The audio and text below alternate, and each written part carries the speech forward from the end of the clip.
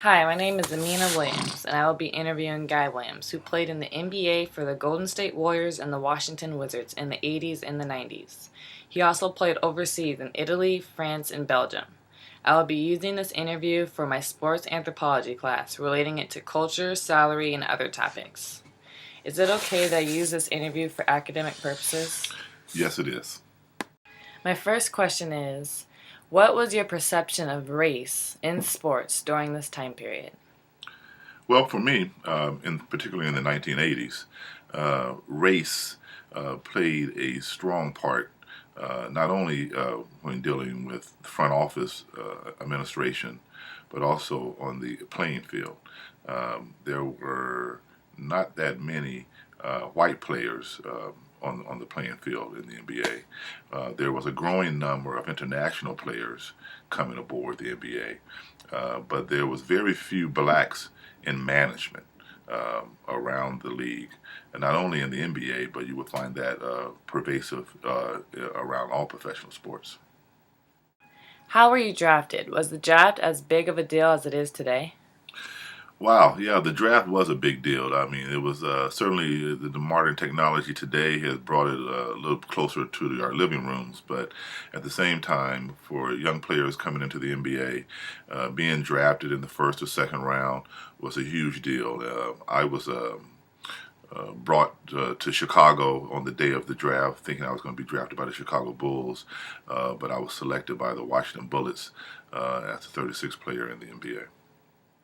How did you get to play overseas? After playing 2 or 3 years in the NBA, I had an opportunity to play in Italy. A contract was presented to me by an agent here in the United States who had contacts in Europe. They knew of my talents, and then I played 3 years over there in Italy, France, and over in Belgium. What is the difference you see from when you played today, from when you played and today? Well, certainly the athletes are younger. They're coming out of high school. They're coming staying in college a year or two. There were more grown men playing when I was coming up.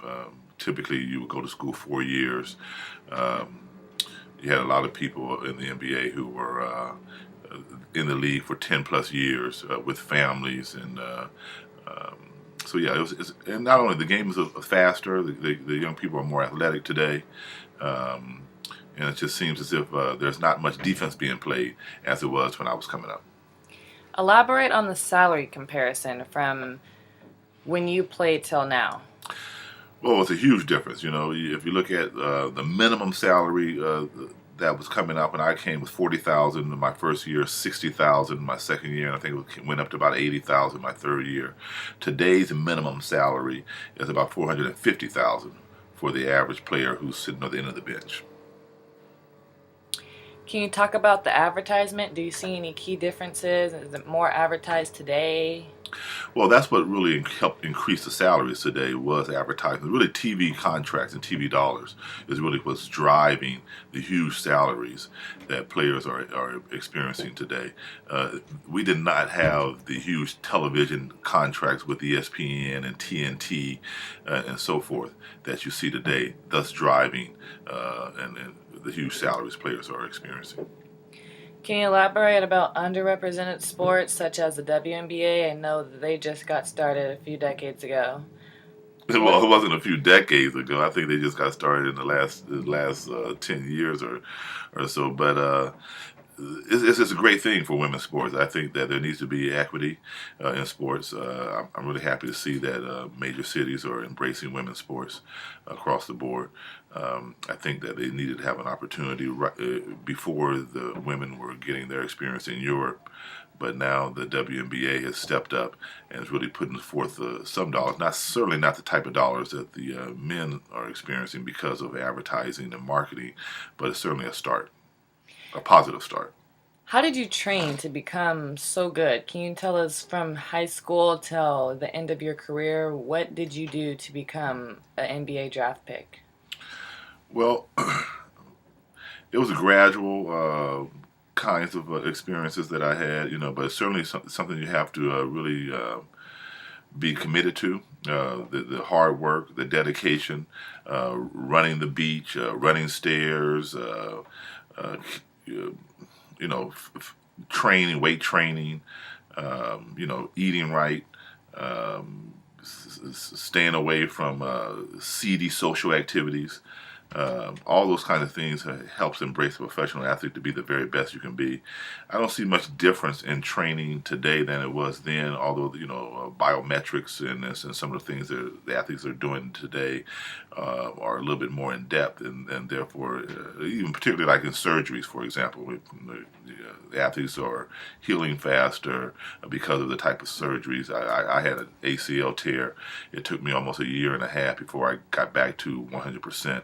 Today, that same athlete is, maybe getting back to top speed in 6 to 8 months. So, there's been a lot, but the thing that hasn't changed is dedication and commitment.